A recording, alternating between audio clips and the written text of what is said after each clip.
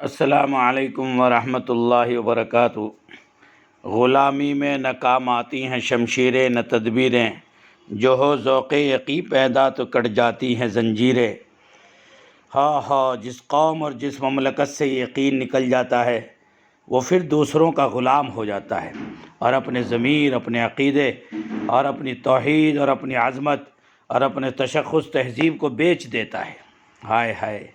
آج مدینۃ الرسول کہ جس پر سیدنا حضرت جبریل کے قدم پڑے، ملائکۃ اللہ کے قدم پڑے، بار بار اللہ کی نصرت اور مددیں اس شہر کی طرف اپنے نبی کی برکت سے متوجہ ہوئی، اور خدا کے بندوں نے اللہ کی مددوں کو اپنی آنکھوں سے دیکھا۔ آئے ہائے، وہ توحید جس نے پورے عرب میں انقلاب برپا کر دیا، ایک نہ رکنے والا طوفان مچایا۔ آل سعود نے اس توحید کو بندوں کا غلام بنانے کے لیے وقف کر دیا، توحیدی مملکت اور حرمین کا استحصال کیا، پوری مملکت کو عیش و عشرت میں ڈبو دیا، اہل حق علماء و مشائخ کو جیلوں میں ٹھونس دیا، اللہ والے مجاہدین کو اذیتوں میں جھونک دیا، اور غیرت و حمیت اور حریت ختم کر دی، تاکہ مملکت عربیہ کے ذخائر اور خود مختاری پر صہیونیت قابض ہو سکے۔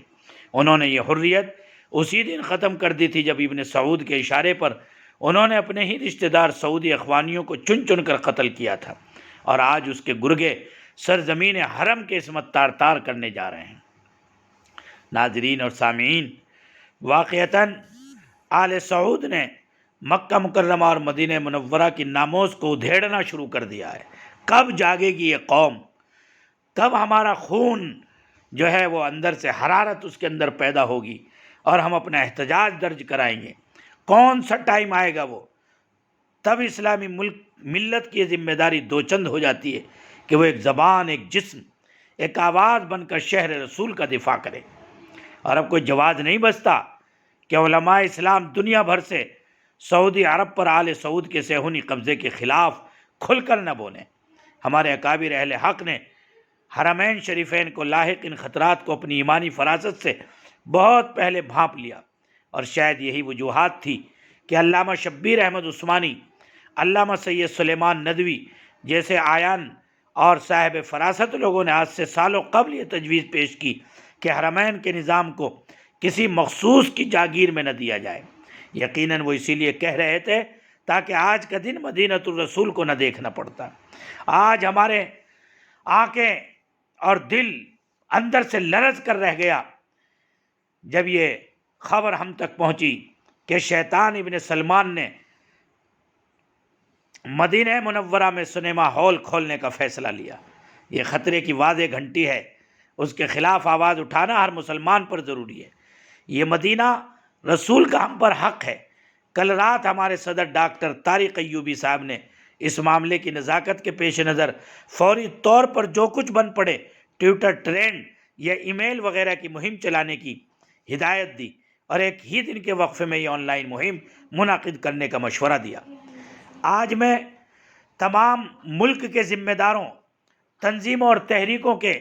صدور اور تمام اداروں کے ذمہ داران اور محتممین اور تمام مساجد کے صدور اور ذمہ داران سے یہ درخواست کرتا ہوں کہ کم از کم کچھ نہ کرو ٹویٹر پر تحفظ حرمین کا ٹرینڈ چلے گا۔ سعودی سفارت خانے کو ایک خط ای میل پر بھیجنے کی مہم چلاؤ۔ آپ سب ابھی سے آج شام کا وقت فارغ کر لیں اور اس اسلامی کاز میں بحیثیت بیدار مسلمان شریک ہوں، اور اسلامی ملت کے احساسات کو عالم اسلام تک پہنچائیں، عالم اسلام کو تحفظ حرمین اور ناموس مدینہ رسول پاک علیہ السلام کے لیے بیدار کریں۔ کم از کم اتنا تو ہمارا ایمانی فرض ہے۔ جتنے ہمارے اکابر اور بڑے حضرات ہیں جن کا ان مملکتوں میں براہ راست تعلق ہے، وہ وہاں کے سفارت خانوں، وہاں کے اخبارات اور وہاں کی میڈیا میں اپنے عجم ممالک کے غم و غصے کا اظہار اپنے مضامین اور اپنے بیانات کے ذریعے سے کریں، تاکہ وہاں کی حکومت کو یہ بات لگے اور پہنچے کہ سارا عالم اسلام اس وقت اس کا دل، دماغ جو ہے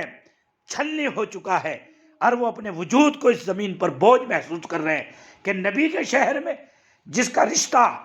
عرص دراز تک اللہ کے وحی اور عرش الہی سے جڑا رہا، اور آج بھی وہ محبت وحی اور وہ مدفن وحی اللہ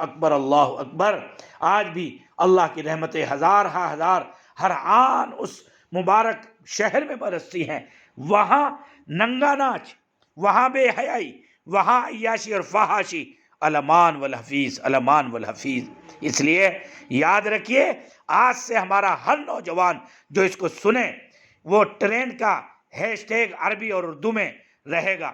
اور تحفظ حرمین کا تقدس، حرمین کی حفاظت، ان عنوانات سے جو ہے وہ وہاں کی جو ایمبیسی ہے اور وہاں کا جو میڈیا ہے وہاں تک اپنے پیغام کو زیادہ سے زیادہ پہنچائیے، تاکہ یہ ہماری بیداری کل قیامت کے میدان میں کم سے کم ہمیں اللہ اور اس کے رسول کے سامنے رسوا ہونے سے محفوظ کر لیں۔ #، جو ہمیں لگانے ہیں وہ ارض الحرمین، خط احمر، تحفظ حرمین، ان تمام #، سے زیادہ اپنا احتجاج جو ہے درج کرائیے، اور ٹویٹ میں زیادہ سے زیادہ اپنے غم و غصے کا اظہار کیجیے، اور اس کے لیے جو بھی پورے ہندوستان سے جو تجویز بن سکتی ہو، زیادہ سے زیادہ اپنے علاقوں کے سائن کرا کر، اور وہاں کے جو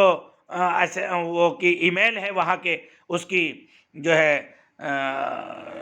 بڑے آفیسز اور دفاتر کی، ان میں ضرور بھیجیے، وہاں کا جو ایمبیسی ہے اس کو ضرور بھیجیے، تاکہ یہ پتہ چلے کہ یہ مردود، ملعون اور یہ یہودیت کا جو چمچہ ہے، جو یہودیت کو راضی کرنے کے لیے خدا کے اس محبوب اور مقدس، منور اور مطہر شہر کو دوسروں کے دست نگر کرنا چاہتا ہے، اللہ اس کی مکروہ تدبیروں سے اللہ اس منور اور پاکیزہ شہر کی حفاظت فرمائے۔ السلام علیکم ورحمۃ اللہ وبرکاتہ۔